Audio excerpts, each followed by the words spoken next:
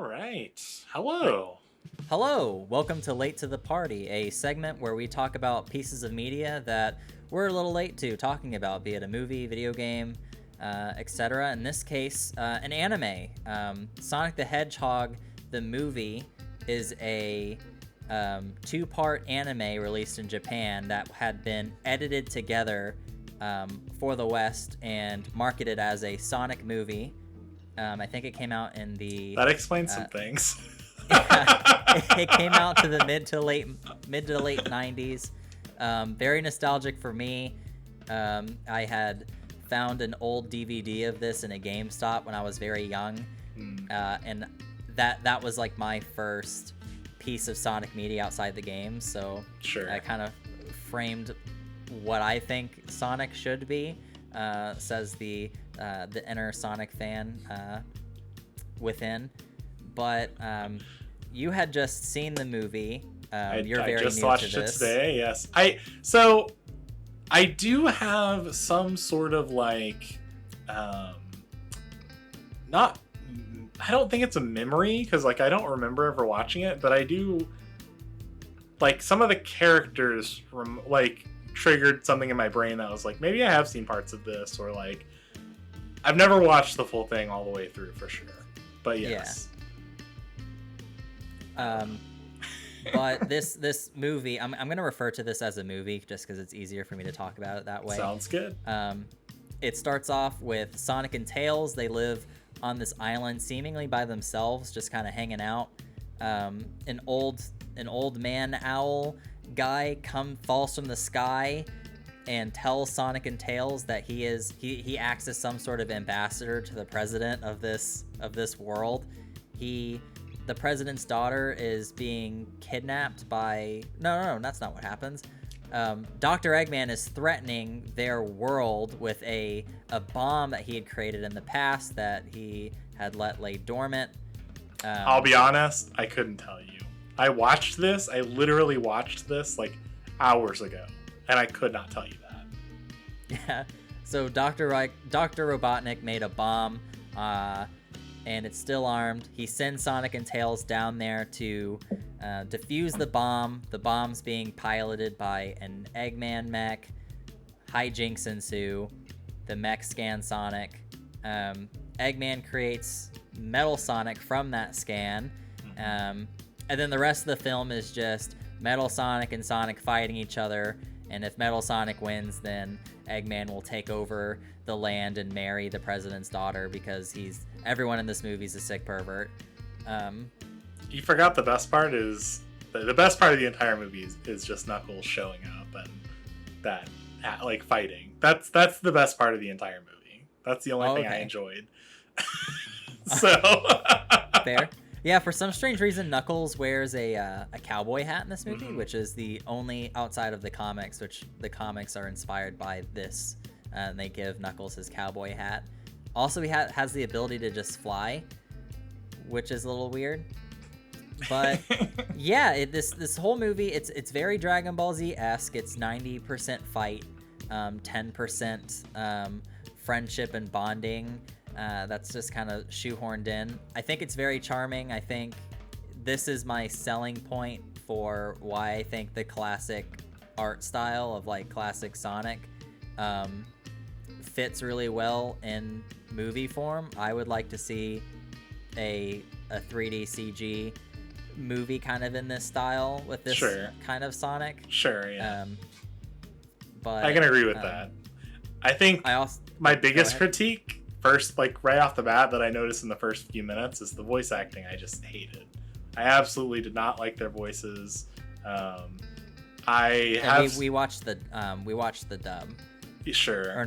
I don't know. I just, it was rough for me. I feel like I've consumed a lot of Sonic media like passively, and while I have noticed like changes between like voices every once in a while, it's not ever been as jarring really as like this one was not my favorite. I feel like it's that one of the first things that I wrote was the movie's really nostalgic, so that definitely affects how I view the voice actors, because I'm like, oh yeah, that's Sonic, yeah, definitely. Like, I was like, who is this like ugh. And Tails' voice, I didn't like. There were just a lot of it, and I can attribute that to like it being, I think it was from 1999, if that's correct. I believe so. Yeah, so that sounds right. I can attribute that to it being, but then like even I think like I'm like I feel like there was stuff coming out like in 2000 of like Sonic, and it was like fine. He didn't sound like, I don't know. It's hard to say because I don't even think like I could give the usual like chain smoker voice, but there's something else about it that is like it's like a chain smoker trying to do a Sonic voice. Like I don't know. That was a big hurdle to overcome. Sonic basically sounds like Gary Oak in this movie. Kinda, yeah. He's like, "Whoa, you'll never beat me, Ash." But that just kind of sounded like regular Sonic. Me trying to do any version of Sonic just sounds the same. But yeah, I also really like the character designs in general. I think in modern Sonic media, if you're not like Sonic, Tails, Knuckles, Vector, like a main line Sonic character, you're just some background animal buddy, you look really fucking weird. Or if you're a human, you also look really weird. Give me 1 second. Oh, okay. Yeah, please. He didn't like the movie that bad. He needed to step out, take some breaths, gather his thoughts on the Sonic movie, and he'll be back with us soon. Patience is a virtue, they say, but what are the other virtues? The cat got in here. Oh, okay. I saw my door creak open. I was like, I guess I must have not closed it. Well, anyways, I especially like the humans in Sonic media. The humans always look really weird standing next to Sonic characters on almost anything. Sure. But they kind of have like these like cartoonish body proportions similar to Dr. Robotnik, where they all stand together pretty believably. And I also really like the owl. Like the owl design is kind of. The owl was cool. Like, yeah. They all kind of fit in the same universe, whereas even in live action, it's just kind of weird seeing Sonic interact with people. Yeah. And I thought that this movie handled that really well. Yeah. What else?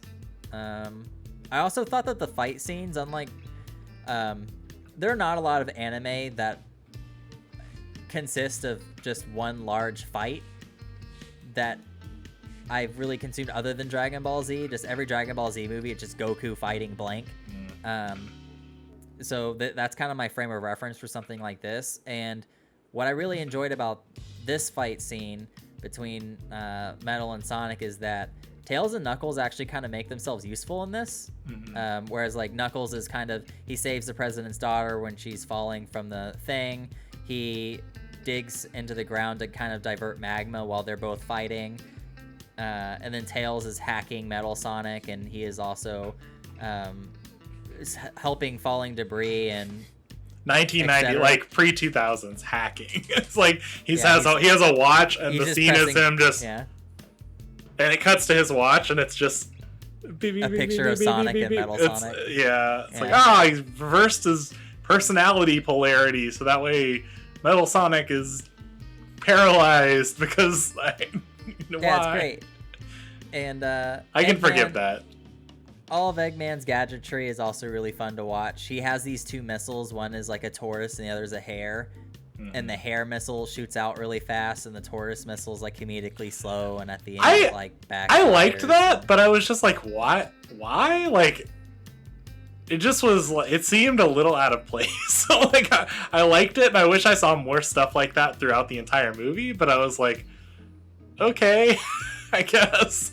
There's a lot of really random choices in this movie. The president's daughter kind of looks like a regular human, but she has monkey ears and a monkey tail. Yeah.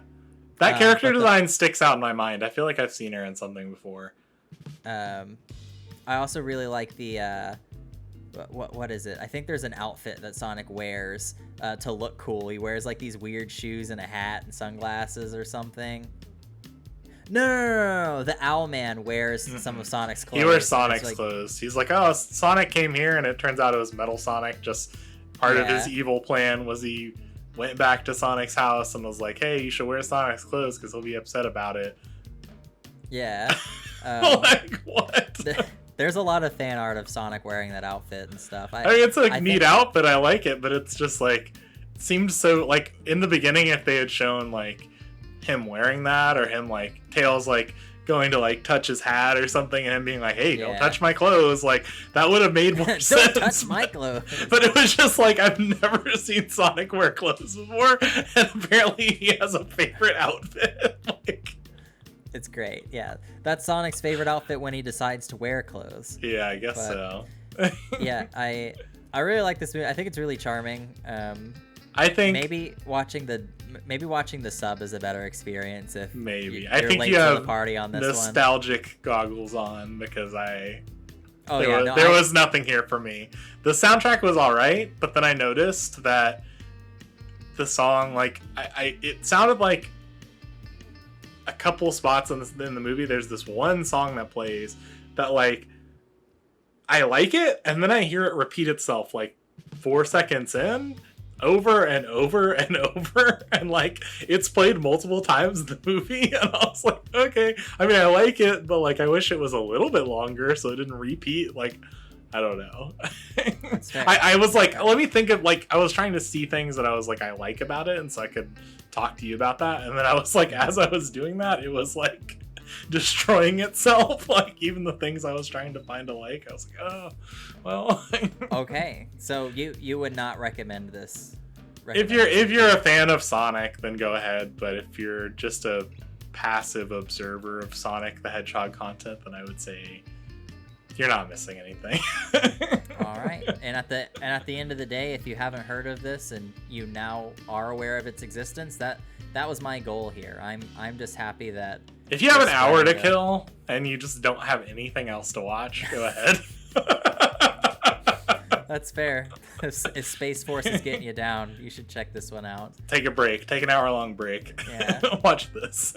What's an hour, in these times? Yep. All right. Well, I think that's all the time we have for this episode of Late to the Party. If you've enjoyed this, consider liking and subscribing. Mm-hmm. And if you have any thoughts on what we could talk about or be late to next, reach out to us at DeskPopCast on all social media platforms, or at DeskPopCast@gmail.com. Thanks. Thank you. Goodbye. See ya.